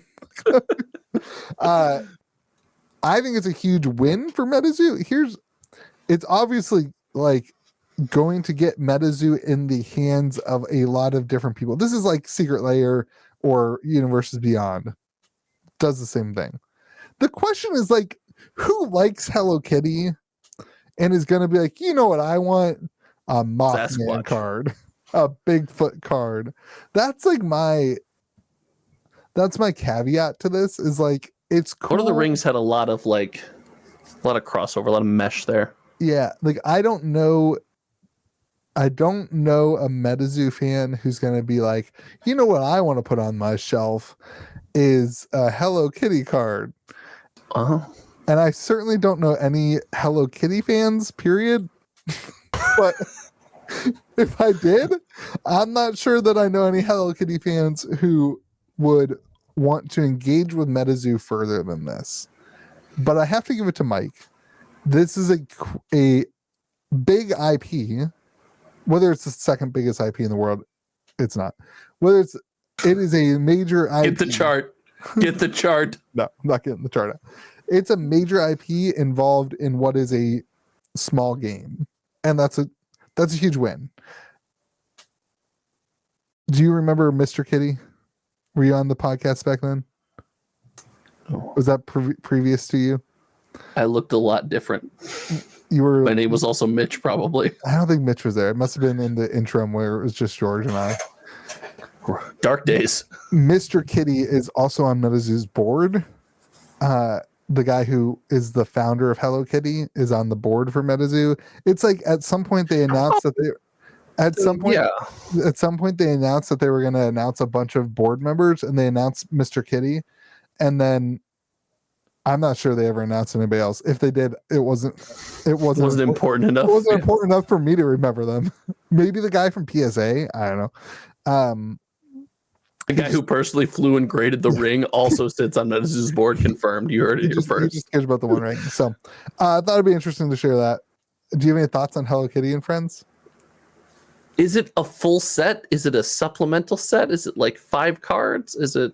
It looks like 5 cards from that picture of 5 cards. That picture of 5 cards. Yeah. I don't know how many friends Hello Kitty has. This plays fine, I guess, if it's like a set of 5 cards.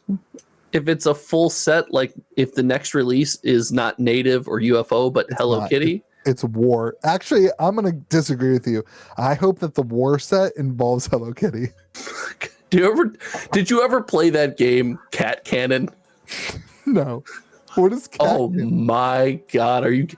So you fired a cat from a cannon, and then the cat would land on the ground. You try to get the longest distance, but you could hit like TNT boxes and bombs that would shoot your cat further, or you could hit spikes that your cat would land on and die and stop.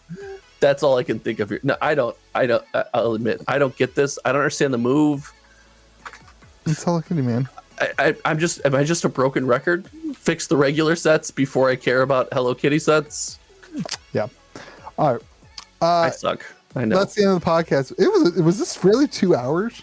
Well, have we been here for 2 hours? My record says 2 hours. If this is a 2 hour long podcast, I'm sorry, people who are listening. Josh and I just like talking to each other. I did not. This is what happens when we don't talk during the week. This is a problem. Or when George isn't here, we just like the podcast more, so we just stay on it. Usually when George is here, I'm like, God, can we stop? Get me off this podcast. No, hey, I miss our homie. I miss George. Oh, yeah. I do. Cool. Josh misses George. I do. I miss George too. He's going to be in Chicago sometime eventually. He messaged me, so we're going to hang out without you again. You should make him buy you dinner. I bought him breakfast last time he was here. I was so glad. He hates that. I was so glad that he was. I like diners with big breakfast, cheap prices, lots of eggs. Like I like diner food. And I took him to place, and I was like, maybe you won't like this. He's like, this is the best. I love this breakfast food. Like that's why we're friends. This is perfect. All right, everyone, go subscribe to Hometown TCG. Hit the like button and make sure you're here, and leave a comment in the comment section about whatever we told you to do. Check out the Sorcery Singles store. I don't know. Have a great day. Be kind to the people around you. May the zoo be with you. Awesome.